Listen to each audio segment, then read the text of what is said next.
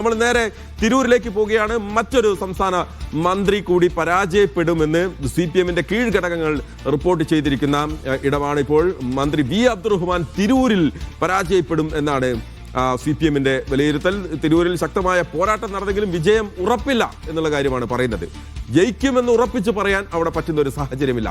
തവനൂരും പൊന്നാനിയും നിലനിർത്തും, താനൂരിൽ പക്ഷേ കാലിടറും എന്നാണ് ജില്ലാ കമ്മിറ്റി വിലയിരുത്തിയിരിക്കുന്നത്. ജംഷീർ കൊടിഞ്ഞി ചേരുകയാണ് വിവരങ്ങളുമായി. ജംഷീർ, എനിക്ക് താനൂർ വേണ്ട, തിരൂരിങ്ങ് തരൂ, ഞാൻ അവിടെ പോയി മത്സരിക്കാമെന്ന് വാശി പിടിച്ചതാണല്ലോ മന്ത്രി വി അബ്ദുറഹ്മാൻ.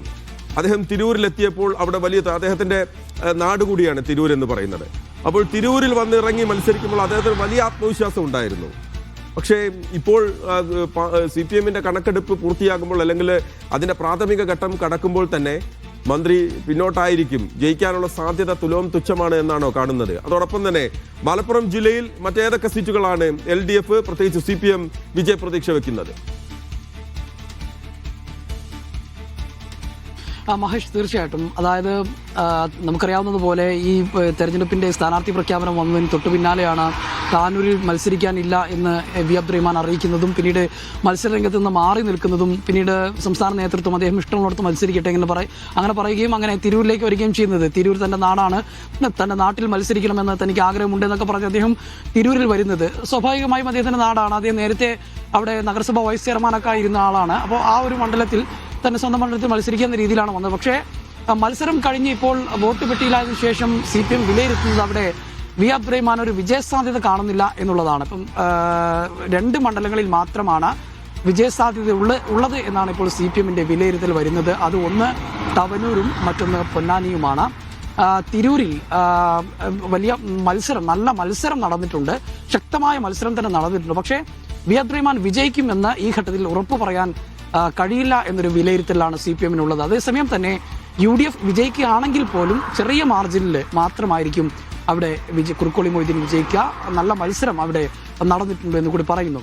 മറ്റൊന്ന്, നേരത്തെ സൂചിപ്പിച്ച പോലെ തവനൂരും അതോടൊപ്പം തന്നെ പൊന്നാനിയും ഇത്തവണ വിജയം ഉണ്ടാകുമെന്ന് തന്നെയാണ് പറയുന്നത്. തവനൂരിൽ 3000 മുതൽ ഏതാണ്ട് 5000 വോട്ടിന്റെ ഭൂരിപക്ഷം, 3000-നും 5000-നും ഇടയ്ക്ക് വോട്ടിന്റെ ഭൂരിപക്ഷത്തിൽ KT ജലീൽ വിജയിക്കുമെന്ന് CPM വിലയിരുത്തുന്നു.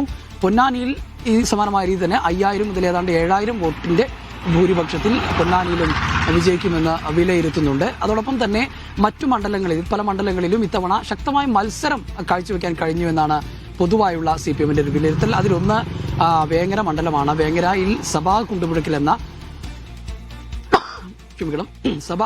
എന്ന സ്വതന്ത്ര സ്ഥാനാർത്ഥിയായിരുന്നു. അവിടെ CPM പിന്തുണക്കുന്ന സ്വതന്ത്ര സ്ഥാനാർത്ഥിയായിരുന്നു. അദ്ദേഹം നല്ല മത്സരം കാഴ്ചവെച്ചുള്ള അതുവഴി അവിടെ KM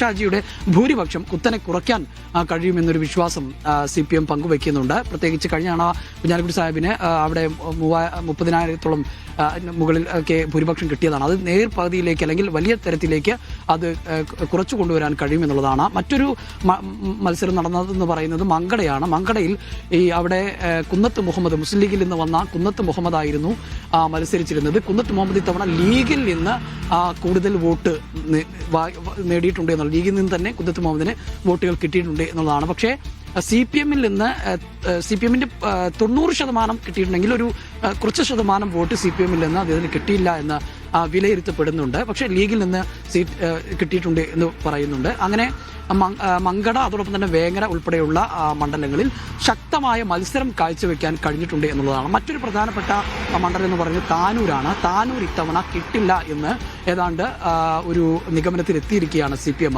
കഴിഞ്ഞ 2 ടേമിൽ വി അബ്ദുറഹ്മാൻ താനൂർ പിടിച്ചടക്കിയതായിരുന്നു. കഴിഞ്ഞ തവണ താനൂർ വി അബ്ദുറഹ്മാൻ നിലനിർത്തുന്ന ഒരു സാഹചര്യം ഉണ്ടായി. ഇത്തവണ വി അബ്ദുറഹ്മാൻ താനൂരിൽ നിന്ന് തിരൂരിലേക്ക് പോകുന്നതും കൂടി അവിടെ സ്ഥാനാർത്ഥിയെ കണ്ടെത്താൻ കഴിയാതെ വരികയും പിന്നീട് അവിടെ സ്വതന്ത്ര സ്ഥാനാർത്ഥിയായി സമീർ എന്നാൾ വരികയൊക്കെ ചെയ്യുന്നൊരു സാഹചര്യം ഉണ്ടായി. ആ ഘട്ടത്തിൽ തന്നെ ഏതാണ്ട് മുസ്ലിം ലീഗ് അല്ലെങ്കിൽ UDF ഒക്കെ വിജയം ഏതാണ്ട് സുനിശ്ചിതമെന്ന രീതിയിൽ അവർ പറഞ്ഞിരുന്നു. ആ ഒരു സാഹചര്യത്തിലേക്ക് തന്നെയാണ് കാര്യങ്ങൾ പോകുന്നത്.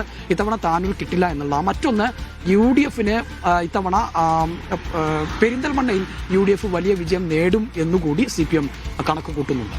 മഹേഷ്, ഓക്കെ, അതാണ് മലപ്പുറത്തെ കണക്ക്. പെരിന്തൽമണ്ണയിലെ കാര്യം കൂടിയായിരുന്നു ജംഷീർ പറയുന്നത്. മലപ്പുറത്ത് മന്ത്രി വി അബ്ദുറഹ്മാൻ പരാജയപ്പെട്ടേക്കുമെന്നുള്ളൊരു പേടി CPM-നുണ്ട്. മാത്രമല്ല പൊന്നാനിയും തവനൂരും മാത്രമാകും ജയിക്കുകയാണെങ്കിൽ ഉണ്ടാവുക എന്നുള്ളത്.